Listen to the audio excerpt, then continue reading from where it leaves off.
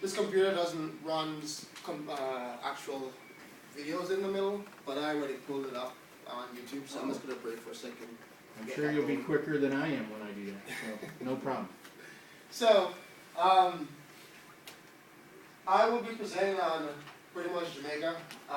The land we love term is a term that we got pretty much from the pledge we say in school where they indoctrinate us into saying the Queen is great pretty much. And this is my topic. Okay, here we go. So it's interesting, this is kind of my attention step here. Why isn't this volume? Can I control the volume? Is it plugged in? There's a little volume cord in that. Yep, there you go. Put that into the headset. Oh, you're into the PC, so you don't have to plug that in. It should work. Yeah. As long as it's turned on. The volume, there you go. Well, The other one. Oh, this one is actually. where? Oh, there you go. Is that you? Yeah. Okay. Thank you.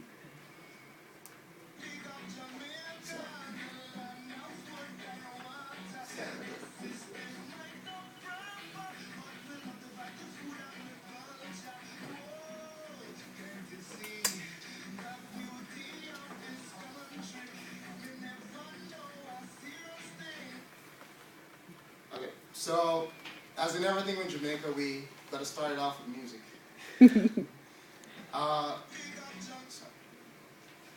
So now, I will be touching on. Sorry, I'm gonna get used to this. So the purpose of my speech pretty much is to inform you about a certain little aspect of Jamaica that will past, present, and kind of where things are going.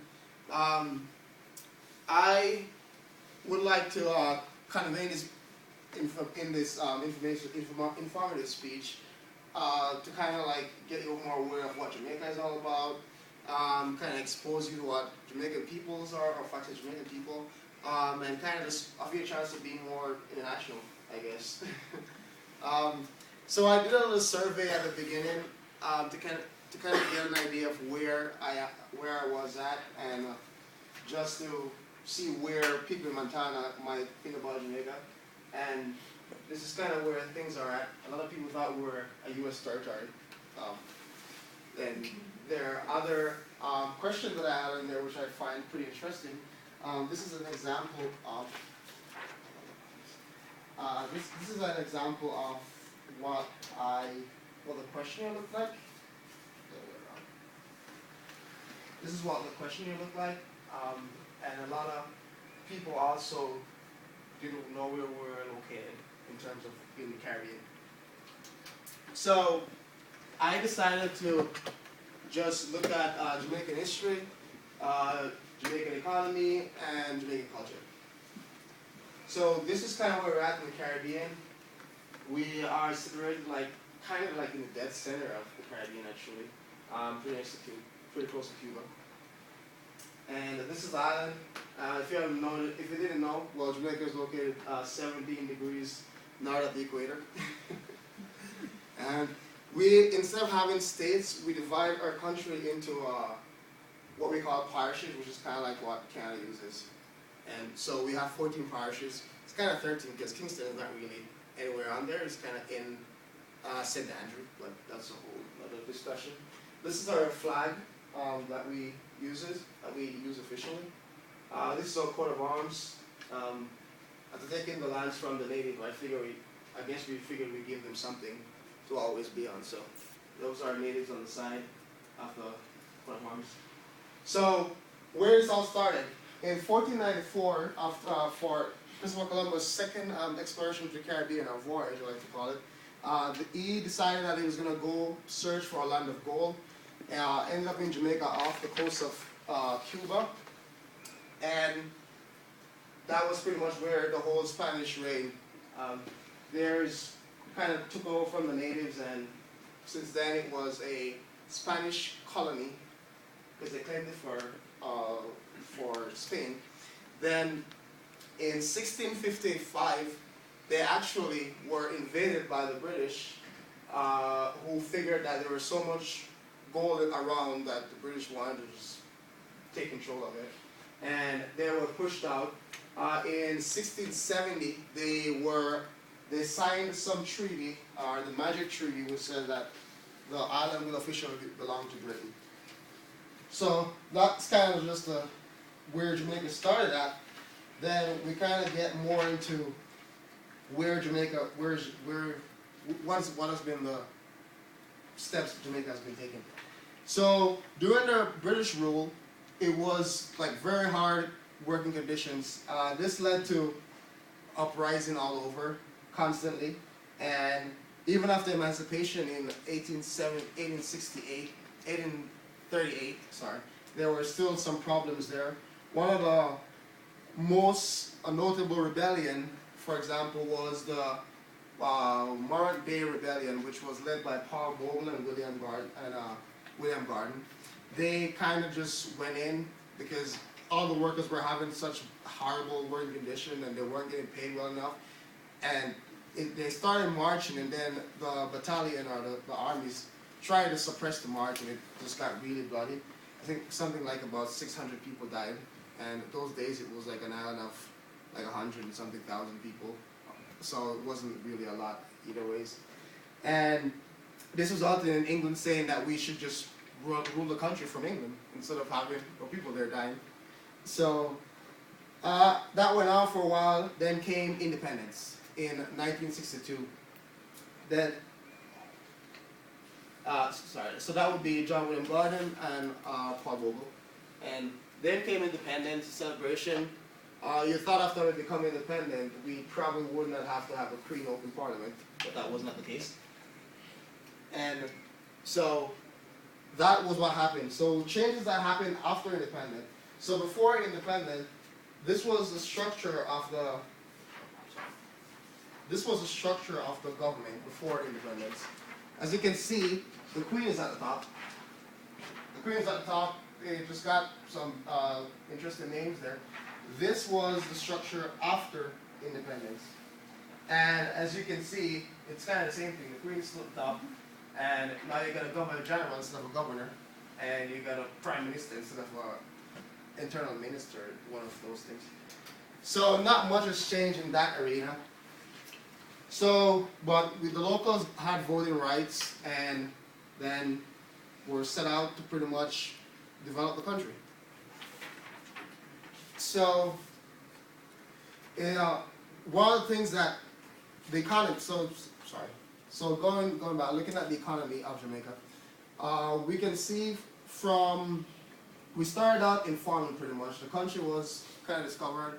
The Spanish wanted to just remove valuables, so they searched for gold. So there wasn't much gold in Jamaica, so they decided they were just going to use the country as an intermediary to like deliver stuff to like Cuba and Latin America mainland. The British, on the other hand, decided that they wanted to use the island for farming and stuff like that. So they started the whole farming process, had to import more labor into the country because there wasn't enough from the Spanish. And so the population started to have a little boom. And one of the things we started out with was sugarcane. Sugarcane became a big thing there, even before and after emancipation or independence. And so a large portion of the workforce was technically untrained and just working in these industries. Rum and molasses, which are technically byproducts of sugarcane, and all these banana became a secondary crop in that arena.